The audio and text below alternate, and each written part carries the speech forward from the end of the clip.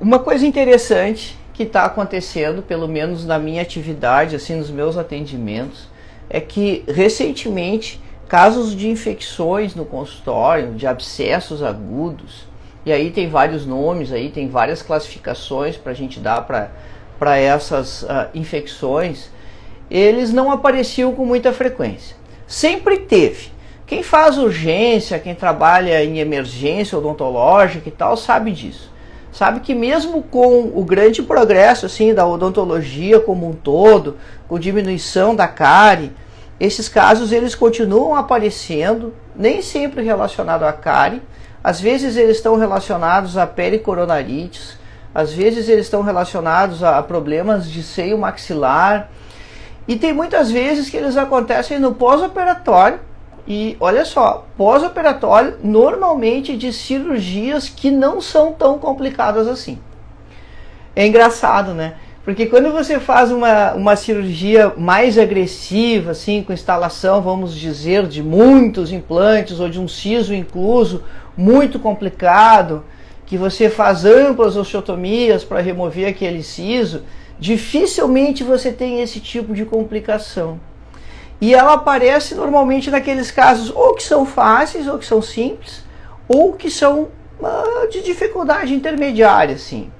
E não tem uma explicação muito coerente para isso. Mas o fato é que, apesar disso ter uma certa recorrência, de vez em quando aparecer, nesses meses do meio, mais ou menos, do período da pandemia, aumentou muito esses casos. E por quê? Aumentaram muito porque muitos colegas pararam de trabalhar nesse período, né, porque estavam proibidos, de quarentena, enfim. E durante esse período de recesso, teve, pelo menos na minha prática, assim, teve muitos casos de endodontia que ficaram parados no transcurso do tratamento, e esses casos acabaram agudizando. E aí agudizaram e formaram abscessos, formaram essas infecções complexas, e que nós precisamos ter muito cuidado no manejo disso. Cuidado em que sentido? Qual é o assunto de hoje? O assunto de hoje é risco das infecções complexas. A gente vai falar de infecção odontogênica, infecção não odontogênica, mas basicamente de grandes infecções, grandes abscessos e quais são os riscos que tem para o paciente e para a gente na condução desses casos. Com o aumento desses casos que agudizaram, então a partir de tratamentos endodônticos que estavam sendo realizados e tiveram que ser temporariamente suspensos, eu achei interessante a gente voltar a conversar desse assunto, porque é um assunto, voltar a conversar porque normalmente é um assunto que a gente não conversa muito e que tem muitas dúvidas no manejo desses casos. E são casos assim que, de uma certa maneira, sempre fizeram parte da minha vida profissional, né? De tempos em tempos eu atendo sempre um paciente assim, e às vezes casos bem difíceis, casos bem complicados, e eu pensei, não, eu posso contribuir com a minha experiência aí, com alguma coisa que está na literatura, claro, embasado, mas muito da vivência que a gente tem. E por que eu acho esse assunto assim, um assunto tão delicado? Olha só, que sinceramente, a gente tem pouquíssimas chances como dentistas de que um paciente nosso evolua mal, da gente perder um paciente no sentido do paciente perder a vida. Quando isso pode acontecer? Você tem aquelas situações de choque anafilático raríssimas de acontecer, mas que é possível acontecer. A outra possibilidade de um paciente do dentista vir a óbito, ela é muito específica, porque ela está relacionada ao trauma. E usualmente é um paciente de Lefort 3, que é uma fratura então que separa a face da base do crânio, né, a disjunção crânio-facial. E tirando essas possibilidades, sobra as infecções complexas, porque nas infecções complexas o nosso paciente ele pode vir a óbito. E é sempre um caso muito complicado, muito delicado, que é muito trágico quando isso acontece. E na maioria das vezes, essa questão do manejo das infecções complexas, ela está muito relacionada ao tempo, pessoal. Tempo aqui é uma coisa importante. A gente precisa acompanhar esses casos e tratar esses casos com uma dinâmica um pouco diferente daquela dinâmica que usualmente nós atendemos os nossos pacientes. Porque às vezes essas coisas evoluem muito rápido. E muito rápido quer dizer que em questão de poucas horas você pode ter uma mudança do quadro clínico muito importante, muito significativa, com o agravamento inclusive dessa situação. Então, se você suspeita que o paciente está evoluindo para um caso de infecção complexa, de infecção mais grave, não se deve fazer aquela prescrição tradicional e aguardar para ver esse paciente dali uma semana, que é usualmente o esquema de reconsulta ou de retorno que a gente faz para os nossos pacientes quando eles estão fazendo algum tipo de tratamento. Esse é o tempo do pós-operatório. Se você faz uma cirurgia, você vai ver o paciente de novo dali a uma semana. Mas nesses casos, quando a infecção está em evolução, você precisa ver o seu paciente em intervalos de tempo bem mais curtos, quiçá diariamente em alguns casos, para você não perder o controle da situação. Porque essa resposta ela realmente acontece de uma maneira muito intensa, muito rápida, e se a gente não tiver atento, isso pode sim acabar resultando numa complicação grave, que é a morte do paciente. Mas o que está acontecendo numa infecção complexa? Bom, assim, ó, é puxar lá da inflamação, né? Como é que a coisa acontece no processo inflamatório? Quem é o cara que faz formar pus?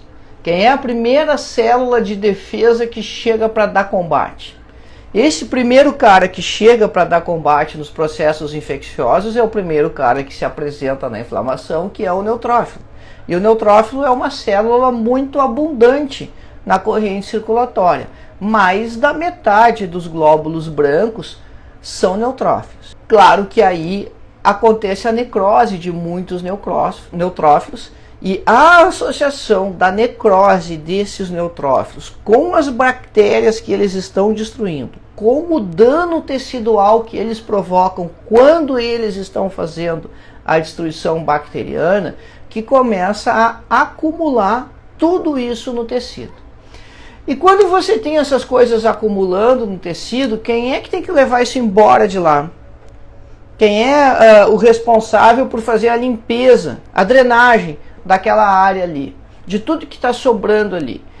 A drenagem da área, tudo que está sobrando dessa relação dos neutrófilos com as bactérias, isso é eliminado pelo sistema linfático. E quando você tem um acúmulo muito grande, que está aumentando rapidamente em pouco tempo, o sistema linfático ele não dá conta, porque a capacidade de vasos linfáticos que você tem é a mesma, ela não aumenta. Quando você tem inflamação, você tem a hiperemia que acontece através dos mediadores químicos que abrem mais vasos funcionantes. E se esse processo inflamatório ele vai evoluindo mais tempo, né, ele se torna crônico, o organismo fabrica vasos, chama angiogênese. Mas acontece que quando você tem uma infecção evoluindo, essa resposta é dada pelos linfáticos e você não tem vasos linfáticos para abrir.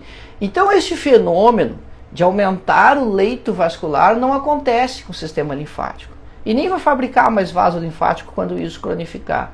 O resultado é que você vai ter dificuldade de drenagem e essa sopa de células e bactérias necrosadas e proteínas livres, ela vai cada vez se avolumando mais, na medida que essa infecção ela vai progredindo, vai ficando mais intensa e você começa a ter esse acúmulo. Muito bem, gente, olha só qual é a pegada, tá? Evolução de casos simples que complicam. Por que isso é importante, né? Qual é a história aqui? Porque às vezes você tem processos que são crônicos e que num determinado momento esses processos agudizam. E aí como é que estava indo tão bem e daqui a pouco o processo agudizou e se tornou grave? Essa não é a regra. Normalmente a maioria desses casos eles já começam de uma forma muito intensa.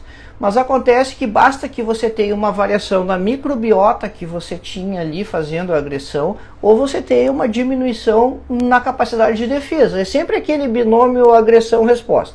E quando isso desequilibra, você vai ter essa evolução que vai romper o plano local, vai romper anatomicamente aquela área do problema, porque esse acúmulo da supuração ele vai acabar se expandindo, vai acabar aumentando cada vez mais e você perde então essa definição do limite ali.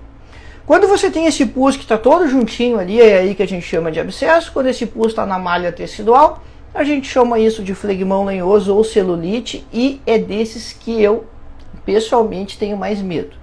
Eu tenho mais medo quando o pus não está colecionado. Eu tenho mais receio, diria até mais atenção para trabalhar com cuidado com esses casos, quando esse pus está disseminado no plano tecidual. Porque veja que você não está conseguindo manter ele, o organismo não está conseguindo manter ele no mesmo lugar. E isso é importante. Manter ali no mesmo lugar, ter esse processo acontecendo ali localmente, sem que ele vá se espalhando para todas as áreas circundantes, pode ser algo muito relevante para que o caso não agrave. Qual é o tipo de população celular, né, a microbiota que você tem ali? Dificilmente, pessoal, dificilmente você vai ter isso acontecendo por bactérias exógenas, bactérias que não são próprias da microbiota bucal. Normalmente isso acontece por bactérias que são próprias, bactérias que são da boca, e por uma causa qualquer você tem o desequilíbrio ecológico dessa microbiota e a infecção acaba se desenvolvendo. Isso é um ponto importante quando a gente vai fazer escolha de antibiótico para manejar os casos. Só o antibiótico ele não vai resolver. Esses casos maiores, eles precisam que a gente haja. Precisa de uma ação nossa, às vezes mais que uma até, para que isso seja resolvido. Mas o antibiótico ele é muito importante para você frear o processo, manter ele localizado, e às vezes sem o antibiótico você não tem condição clínica para realizar o procedimento que é necessário. Como assim? Imagina um caso como esse aí dessa menina, que o problema está no 46, esse 46 precisa ser ou instrumentado para endodontia ou extraído, só que ela não abre a boca. Então, se ela não abre a boca por causa do abscesso, por causa do trismus, você não consegue chegar no agente causal desse processo todo. Mas você precisa chegar lá de alguma maneira. Então, esse é o momento que você vai utilizar o antibiótico, logo aí no início, para que, assim que for possível, assim que ela consiga abrir a boca, você faça a intervenção. Porque essa intervenção ela é fundamental. Senão não resolve. A gente não consegue resolver esses casos quando eles estão com esse volume somente de forma medicamentosa. E você vai precisar também drenar esse abscesso. Isso às vezes é um drama, né? Dá para drenar por dentro da boca ou tem que drenar pela pele? Isso depende de como ele está localizado. É claro que se houver condições de fazer essas drenagens intrabucais, você deve dar preferência por fazer essas drenagens intrabucais por duas razões muito simples. Primeiro, porque não fica cicatriz. Segundo, porque é tecnicamente mais fácil de você realizar a drenagem intrabucal do que você realizar a drenagem pela pele. Mas a drenagem ela vai ter que ser feita em algum momento. Então, olha só, no início desse caso aqui, que você tem então um problema lá no 46, o abscesso está evoluindo, você não consegue chegar no dente, você vai começar com o antibiótico, já pode fazer a drenagem do abscesso pela pele, tem ponto de flutuação ali? Sim, você já deve fazer a drenagem sim. Isso vai diminuir aquele volume gigantesco que nós comentávamos antes de conteúdo que foi formado ali de neutrófilo necrosado, de bactéria, de degeneração do tecido, das outras estruturas teciduais, onde esse processo todo está acontecendo, e você cria uma via de saída ali. Cara, você está dando uma baita mão para o sistema linfático e você está evitando que esse pus se direcione para outras partes do corpo. A gente não pode ter a noção, a ideia que o pus ele vai sair na pele. Não, ele não vai. O pus vai seguir o caminho de menor resistência. Isso não quer dizer que o caminho de menor resistência seja o caminho mais próximo da superfície. De maneira nenhuma. Isso pode significar que, na verdade, você está se enganando e esse pus pode acabar se direcionando para mediastino, para outras áreas, conforme a gente vai ver a seguir aí no transcurso da nossa conversa. E essa microbiota presente, que vai estar provocando essa situação, normalmente você vai ter uma microbiota, uma infecção aí de natureza polimicrobiana, que a gente diz, né? Você tem aí 5% dessas infecções, só 5% delas são causadas por bactérias aeróbias. E você tem aí em torno de 35% causadas por bactérias anaeróbias. E os outros 60% é misto. Você vai ter os dois tipos de bactérias. Bactérias anaeróbicas e bactérias aeróbicas no desenvolvimento do processo. E aí, quando você vai escolher o antibiótico para usar no paciente, você deve levar isso em conta. Qual é a população celular que você está enfrentando. Outro ponto muito importante é o espectro, né, de atuação do antibiótico. O que usualmente tem aí? Usualmente você tem cocos gram-positivos e gram-negativos, cocos gram-positivos, aeróbios e anaeróbios, e bastonetes anaeróbios gram-negativos. Então, de novo, bastonetes anaeróbios gram-negativos, cocos aeróbicos e anaeróbicos, os dois grupos de cocos gram-positivos. Por que isso é importante? Assim, porque você dificilmente vai conseguir fazer cultura, antibiograma, aquele passo a passo clássico de tratamento das infecções, porque você não pode esperar. Como isso evolui muito rápido, você precisa tomar decisões, você precisa agir, você precisa de atitudes. Então uma coisa você já sabe que tem que fazer, que é drenar isso aí. A segunda coisa que você precisa fazer é essa escolha do antibiótico que você vai utilizar.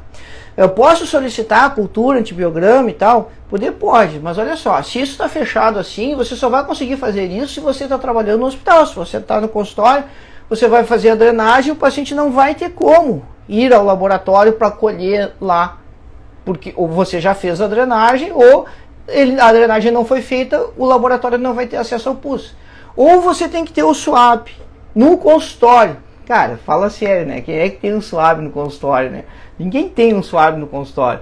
Que é como fosse um grande cotonete, que está dentro de uma ampola estéreo, e aí você abre ele ali, colhe o material, coloca ali dentro e manda para ser analisado, e lá no laboratório você vai fazer então cultura e antibiograma. A cultura é para ver quais são as bactérias que estão envolvidas ali, o antibiograma é para ver qual é sensível. Gente, mas é justamente isso que eu quero dizer quando eu estou falando ali de dificuldade de exames. Porque isso, tecnicamente, do ponto de vista prático, é muito difícil de ser executado. O que vai acabar é que você vai ter que tomar uma decisão do antibiótico baseado nessa formulação que a gente comentou agora há pouco aqui, de qual é a microbiota que você tem ali. E aí você faz a drenagem e prescreve o antibiótico e você vai olhar esse paciente de novo amanhã. Não é como aquela história, né, de pós-operatório que você vai olhar o paciente daqui 7 dias. Até porque precisa instalar um dreno ali. E esse dreno precisa ser visto. Tem um negócio consagrado na literatura, né, que diz assim, o dreno fica 48 horas, porque depois ele deixa de ser uma porta de saída e vira uma porta de entrada. Gente, isso é relativo. Você vai colocar o dreno lá, você vai olhar o paciente no outro dia, se não está saindo mais nada lá, não tem por que deixar esse dreno até amanhã, se o quadro evoluiu bem, evoluiu positivamente.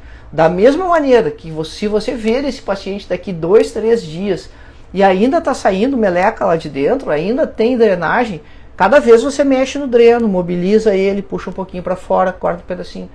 Cada vez que você fizer isso, se ainda estiver saindo material lá de dentro, você precisa deixar o dreno por mais tempo. E o antibiótico segue. Mas então, assim, esse é um pacientinho que você tem que pegar ele com todo cuidado no colo, porque precisa ser acompanhado, sim, para que esses casos não agravem. O que mais aí na questão do exame? Bom, a cultura antibiograma é para te ajudar nesse negócio de definir o que você vai dar, mas a gente disse já que isso tecnicamente é complicado. Um hemograma é importante para você ver como está a resposta. Abscessos podem provocar aumento da série branca, e se esse abscesso, essa infecção, ela vai ficando cada vez mais complexa, e neutrófilo é uma célula que a medula vai produzindo assim em quantidades industriais e vai jogando neutrófilo na corrente circulatória aos montes. Só que se esse processo aí está muito agressivo, começa a faltar neutrófilo. Então você vai ter lá no hemograma a presença de formas imaturas, e isso vem descrito quando elas existem no hemograma. Isso é um dado importante. Você saber quanto está rolando de leucócitos lá, especificamente dos neutrófilos, que você tem uma ideia que se essa leucocitose está muito alta, então o caso não está indo bem. E se você tem o que chama desvio à direita ou desvio à esquerda. Quando você tem desvio à esquerda e à direita, são as variações dessas formas imaturas ou de formas crônicas que estão presentes no hemograma, porque antigamente eles faziam essa contagem assim, né? Mas você vai ter marcado ali direitinho no hemograma que você tem a presença de formas imaturas, e isso não é bom. Então, se você tem uma infecção dessas, que o paciente está lá com 12, 13, 14 mil leucócitos e com um aumento específico de neutrófilos por microlitro de sangue, tenha mais atenção ainda com esse paciente. Como é que faz isso? É muito simples, né? Receituário, você coloca ali, solicito hemograma, só isso. É muito mais simples que fazer uma receita de aspirina. E o paciente tira sangue do laboratório, em poucas horas você vai ter o resultado, e aí você pode solicitar outro dali a alguns dias para monitorar como o seu caso está evoluindo. Isso é importante, isso é cuidado com o paciente. Às vezes esse negócio de pedir o hemograma e tal não está muito na nossa prática, mas é algo que a gente precisa incluir, porque ajuda muito, dá segurança ao que a gente está fazendo e é fácil de ser feito. Bom, e da onde vem essa confusão toda, né? Por que isso acontece ou qual é a origem dessas bactérias aí? Gente, estão várias possibilidades, né? Você pode ter isso evoluindo a partir então da patologia periapical.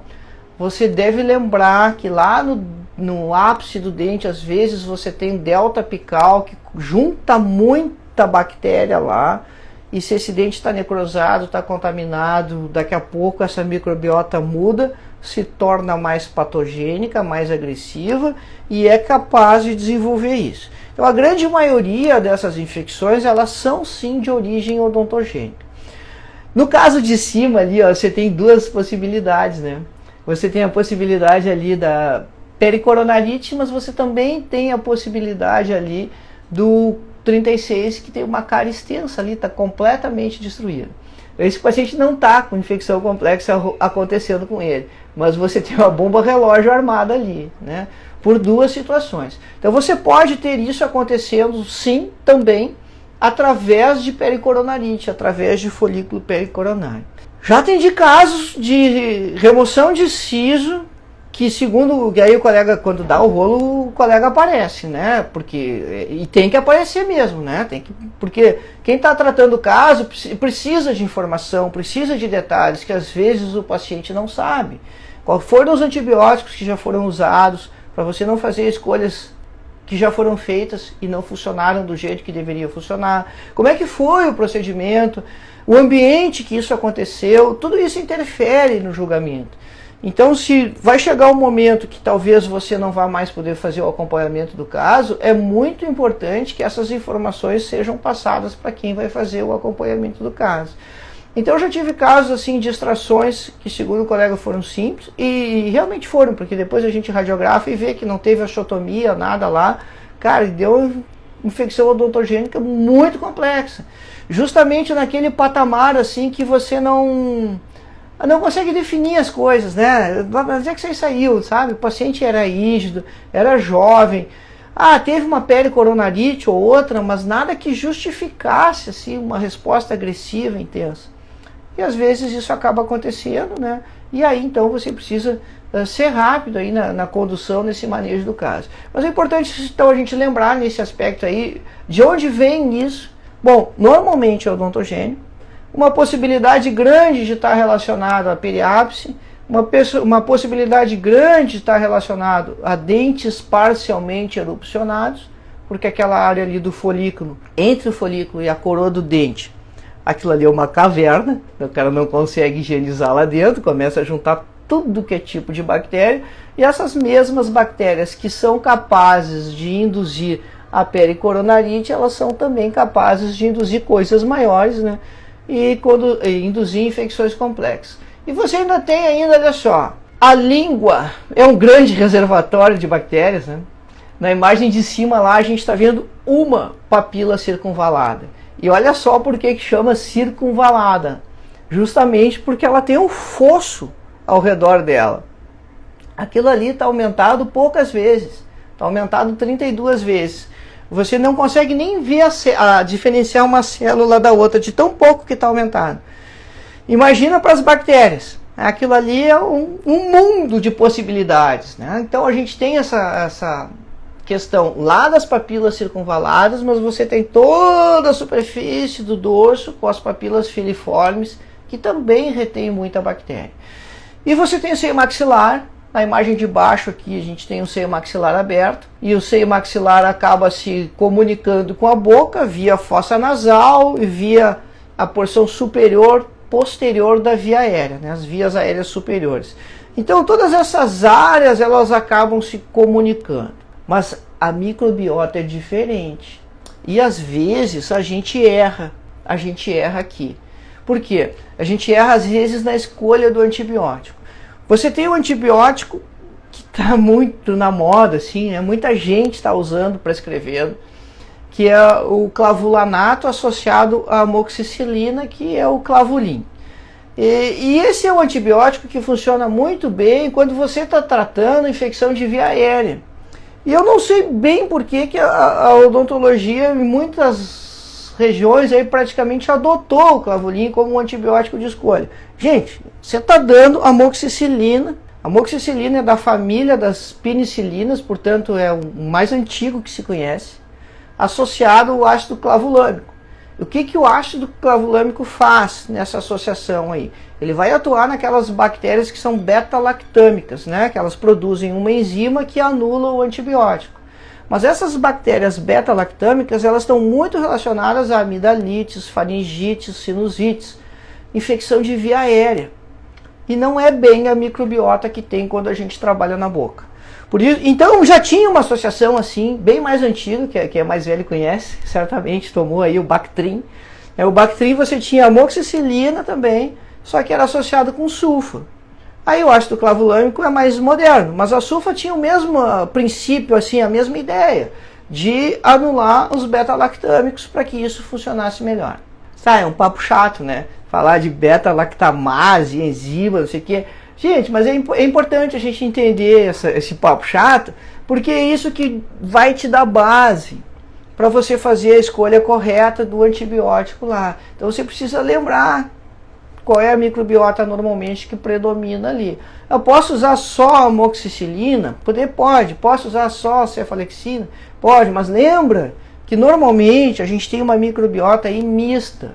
60% dos casos era microbiota mista. Então você precisa ter alguma coisa aí para anaeróbio associado quando o bicho está pegando, né? Quando você está com essas infecções grandes, essas infecções complexas. O que mais que vai acontecer aqui na história? Você precisa fazer a drenagem. Então olha essa paciente aí. Essa é uma paciente que a infecção dela não é odontogênica. Então eu disse antes que na maioria das vezes você tem casos de origem odontogênica, mas aqui não é o caso. Se você observar, ela tem uma cicatriz aqui nessa região. Então essa cicatriz foi de uma cirurgia que ela fez. Ela sofreu um traumatismo por arma de fogo, um ferimento por arma de fogo. E aquela ali foi aquela queloide que ela tem ali no pescoço, foi abordagem exploratória para remover os projéteis e ficou chumbo lá dentro, espalhado. E depois disso ela acabou fazendo esse abscesso ali. Então lembra do conceito inicial que a gente comentou lá, tempo. Então você precisa observar como isso está evoluindo. E a drenagem precisa ser feita. Então você vai fazer a escolha do antibiótico, mas lembra que você não vai resolver isso. Você não vai resolver isso só com medicamento. Tem que ajudar o sistema linfático e tirar toda aquela porcaria que está lá dentro. E você faz isso drenando. É difícil drenar na pele? Bom, talvez difícil seja fazer a primeira drenagem na pele. Cara, você precisa lembrar aqui que na região anterior tem a jugular anterior, tem a facial aqui, mais nessa região aqui. A anatomia é simples, mas esses vasos, eles não estão no plano superficial. E essa drenagem, ela é superficial. Você faz um botãozinho anestésico ali, você vai no ponto de flutuação, lâmina 11, lanceta, toca a lâmina 11 ali, e abrir um pouquinho, tem que entrar um dedo, tá? Essa é o tamanho da drenagem. Se for um abscesso muito grande, pode ser um indicador, mas se é um abscesso menor, pode ser um minguinho. Mas quando você terminar a drenagem, tem que entrar um dedo dentro da sua incisão ali, da sua drenagem. E aí você vai colocar um instrumento fechado lá dentro, uma tesoura ou uma pinça mosquito, e você vai abrir lá dentro. Por isso tem que anestesiar, né? Senão vira um negócio medieval. Tinha uma época que discutia isso. Ah, anestesia ou não anestesia, porque o pus é muito ácido, vai doer. Gente, anestesia sempre. Faz um botão anestésico ali bem legal na área, porque senão é coisa medieval. Então tem que anestesiar sempre. Essa discussão antiga não cabe mais. Então você faz o botão anestésico, lanceta com a 11, introduz o instrumento rombo. Não precisa introduzir, não adianta botar só a pontinha, né? Metade da parte ativa pelo menos, e aí você abre esse instrumento lá dentro. E quando você abre ele lá dentro, você puxa ele aberto. Se você está drenando um abscesso assim, vai jorrar que nem está jorrando ali. Bota a cubarrinha embaixo. E bota uma máscara boa, né? Porque o cheiro vem. Ah, vem um cheirão aí que é necrose, né? O que você espera? Mas às vezes, né, se você está fazendo essa drenagem num flegmão, mas vai drenar o flegmão? Sim, ajuda tremendamente. Às vezes você tem o flegmão, aquele ponto de flutuação não é nítido. Você vai fazer a drenagem, vai sair um sangue escurecido ali, algo sanguinolento, não sai essa coleção de pus assim, mas você areja o tecido. Isso é muito importante, essa incisão e essa divulsão romba ali que se faz, porque você acaba ajudando no combate dos anaeróbios quando você faz isso. Então você ajuda sim, né, a resposta lá. Bom, o que a gente tem aqui de escolha de microbianos, tá? Então olha só, se o paciente não tem alergia, então eu falava ali da questão dos anaeróbios, a clindamicina ou o metronidazol associado com alguma coisa das penicilinas, que pode ser a ampicilina, amoxicilina, tanto faz. Então você vai escolher um ou outro. Se é a clinda, a princípio você não precisa fazer a associação. Se é o metronidazol, você precisa fazer a associação com algo da família das penicilinas, são os quadrinhos amarelos ali. Mas aí, na clinda eu posso associar também com algo da família, ou algo semelhante, por exemplo, você pode usar as cefalexinas associadas com a clindamicina, funciona tremendamente bem. Sim, você pode fazer essa associação também. E se o paciente tem alergia à penicilina, então, ou ao metronidazol, aí você vai para a clindamicina. E saiu disso, você fica com grandes problemas, né? Aí você vai para eritromicina, mas aí você começa a fugir um pouco da especificidade. Mas às vezes acontece. E ali você tem então o passo a passo. Ó. Se não resolver, você troca. E ali então, lá na segunda opção, entrou a clindamicina ou a amoxicilina associada com o clavulanato, né, que é o clavulin, mais o metronidazol.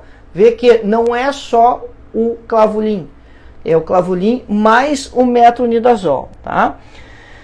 E aí, se não deu certo, referência para o especialista, e referência para o especialista, nesse caso, a gente entende como hospital. Né? Então, é um recurso a mais, porque aí você vai passar certamente para antibiótico terapia endovenosa, então vai passar para a veia, e também aí talvez você vá precisar de todos esses recursos de exames auxiliares e talvez até de tomografia para você ver a permeabilidade ou não da via aérea. Quando os casos começam a ficar grandes, a preocupação principal começa a ser com a via aérea do paciente e com a disseminação dessa infecção. Porque com a disseminação dessa infecção, daqui a pouco, se você não tem isso evoluindo para a superfície ali, para a pele, esse conteúdo que está aumentando aqui, está colecionando, ele começa a ocupar o que a gente chama de espaços faciais. Não é facial, é com SC de fáscia, que reveste o músculo. Então você tem os espaços faciais primários e os secundários. Então você vai ter o envolvimento espaço canino, espaço bucal, espaço sublingual, espaço submandibular, é o milioideu que divide esses andares, e daqui a pouco isso vai bater em alguma coisa que vai ter resistência. Por exemplo, como no caso da imagem ali, isso chega lá na coluna, e daqui a pouco vai pegar a fáscia pré-vertebral e desce para o mediastino. Ou você tem isso acontecendo de um dos lados aqui, e isso bate no espaço retrofaringeu, e aí vai também descer para o mediastino. Ou pega o espaço faringeu lateral, então tem vários espaços ali que esse pus pode chegar ali e literalmente descer. E quando você tem isso indo para o mediastino, aí você tem uma complicação que pode ser muito grande, que é a mediastinite. E aí, gente, se a gente olhar aqui, ó, na peça aqui, ó, o que você tem ali? Ó? Você está vendo em loco ali a coluna, você tem a língua seccionada no meio, né? Então um corte bem na linha média ali. E quando você tem isso desenvolvendo ali embaixo da língua, porque a altura das raízes dos molares, normalmente ela está ali para baixo da língua, você tem aquilo colecionando ali, vai acabar batendo na coluna e aí desce para o mediastino. E é por isso que a gente comentava que esse é um tipo de paciente que você tem que estar vendo ele no intervalo de tempo muito curto, você tem que estar acompanhando para ver o que as coisas estão acontecendo. E quando isso está acontecendo, então, ali, ocupando os 4 espaços, submandibular direito e esquerdo, e sublingual direito e esquerdo, por isso 4 espaços, você tem então a tal da angina de Ludwig, que isso não é novidade nenhuma, né? Isso aí foi descrito em 1836 por um cirurgião médico alemão chamado Wilhelm von Ludwig, e naquela época matava mesmo, ainda hoje pode matar, né? Mas naquele tempo a evolução dos casos era ainda mais nefasta, porque isso é uma fase antes do antibiótico. Então você vê no paciente que está com a máscara ali, com óculos de máscara ali, esse aumento de volume submandibular. Então esses são casos que você precisa ter pressa na drenagem, precisa ter urgência nisso. E você vê o caso ali da paciente que tem um abscesso mais lateralizado, aonde isso não está ocupando ainda os 4 espaços, ali está prontinho para ser drenado, né?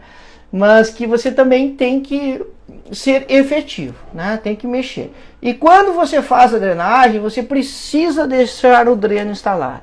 Então você vê aí um dreno que já está com 4 dias. E agora sim ele está pronto para ser removido, porque nesse 4º dia aí da drenagem não tem mais nada. Então existem drenos prontos, né, de Penrose, que são de látex, você pode usar até um dedo de luva e picotear ele para criar as entradas, vai introduzir lá para dentro, você precisa dar um ponto. Quando você tem casos que estão muito grandes, então aqui tem outros exemplos de abscessos localizados. Quando você está com isso localizado, o paciente tem toda essa tranquilidade, né? Não está com essa face tóxica, está comunicando bem, tem a dor ali, você tem como fazer a drenagem, não tem comprometimento de deglutição. Esses são casos que você vai manejando no consultório, mas que você tem que ver o paciente todos os dias, tá? Então esse é um caso aí da pandemia, desse período aí de casos que agudizaram.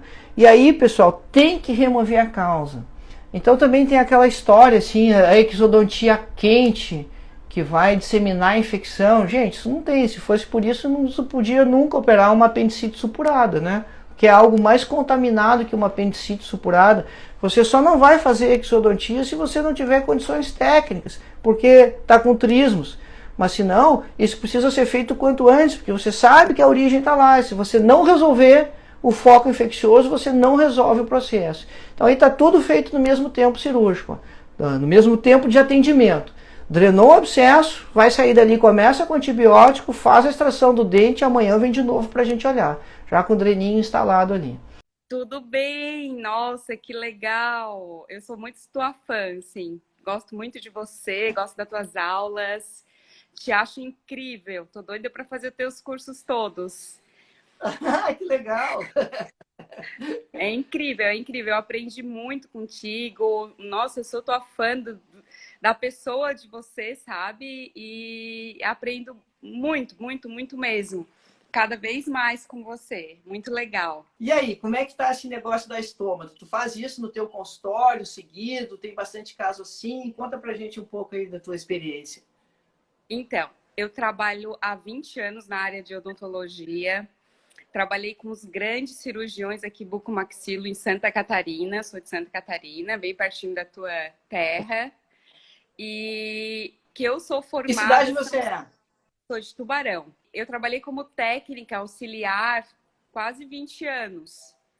E me formei só há 5 anos. eu tenho muita experiência que eu trabalhei como técnica auxiliar de bucomaxilo, um gaúcho aí de Porto Alegre. Então eu aprendi muito com ele, mas eu aprendi mais com você. Assim que, Olha, que nossa, legal. é uma experiência incrível, assim, essas coisas que você... E aparece mesmo. No início eu achava assim, não vai aparecer uma celulite facial, não vai aparecer uma angina de Lodwig, não vai aparecer. Menino, aparece. Dá ruim. Dá ruim uma endo mal feita, dá ruim uma extração, dá ruim, às vezes, um abscesso. Olha, acontece bastante e a gente tem que se virar. Na hora não tem como consultar os universitários, tem que medicar, tem que resolver e não tem jeito, né? Então é muito importante essas tuas aulas para a gente quem está no campo de aprender, batalha né? está perfeito, né? Essas coisas realmente aparecem para quem está fazendo o atendimento. Eu quero te agradecer porque eu tive várias dúvidas às vezes e você humildemente foi lá e me ajudou e prestou uma consultoria assim, que foi incrível. Então, a sua vida aqui, a sua missão, pode ter certeza que como pessoa, assim, é nota 10, tá? Você é incrível e continue fazendo esse trabalho, que você é incrível. Obrigada Legal, por tudo. me deixa até envergonhado. Não, Obrigado meus pelas parabéns. palavras. Ó, Muito obrigada, tá? então, assim, o caso grandão, assim, você já tem envolvimento dos dois lados, né? Então, quando o caso começa a desrespeitar a linha média, muita atenção. Porque quando começa a desrespeitar a linha média, as coisas vão indo muito mal. Então, tem todos esses critérios, mas o importante aqui é a gente ter uma noção aqui clara do manejo. Ó. O que a gente vai fazer, né? Então, qual é o passo a passo que você não pode se perder aqui nessa jogada, tá? Primeiro, é suporte adequado para o paciente, e suporte adequado de hidratação, de funções vitais, de ver se está tudo funcionando direitinho, se ele não está desidratando, se ele está conseguindo se alimentar. Depois, antibióticos adequados e doses, né? A gente conversou um pouco, mas isso é sempre um assunto muito extenso, falar de antibiótico. A gente podia fazer um curso inteiro, longo, só sobre isso, e ainda não ia ter respostas conclusivas definitivas, tá? Mas, então, faça suas escolhas baseadas nas microbiotas e tal. Remoção cirúrgica da fonte infecciosa, então você tem que ir para cima do dente, se ele for a causa, né? Se você já fez a extração, isso é uma complicação pós-operatória, talvez você tenha que reintervir no alvéolo, irrigar, lavar ou não, né? Mas você tem que estar atento a isso, se for preciso fazer sim essa manipulação, porque ela é muito importante. Drenagem, instalação do dreno. Gente, tem uma frase de um professor meu, que ele é professor de endo, que você precisa ter isso sempre na mente. Em abscessos, o melhor antibiótico é o dreno. Então, não se esquive. Se der para fazer por dentro da boca, faça. Se você não faz, não tem segurança para fazer isso extra-oral, talvez também esse seja uma das indicações de encaminhar o caso, então, né, para o especialista, para o nível hospitalar. Se essa drenagem tem que ser feita pela pele, você não faz isso. Não dá para perder tempo. E se o caso está aumentando, não dá para você ficar esperando o antibiótico, que o antibiótico funcione, né? A drenagem tem que ser feita. E reavaliação constante, que é aquela situação de você estar junto do paciente, acompanhando ele ali, praticamente dia a dia, enquanto você está conduzindo o caso, tá? Porque você não pode perder a oportunidade de intervir, o momento de ver que as coisas estão se alterando, que as coisas estão mudando, o seu curso, né, o seu andamento. Porque é aí que as coisas complicam, né?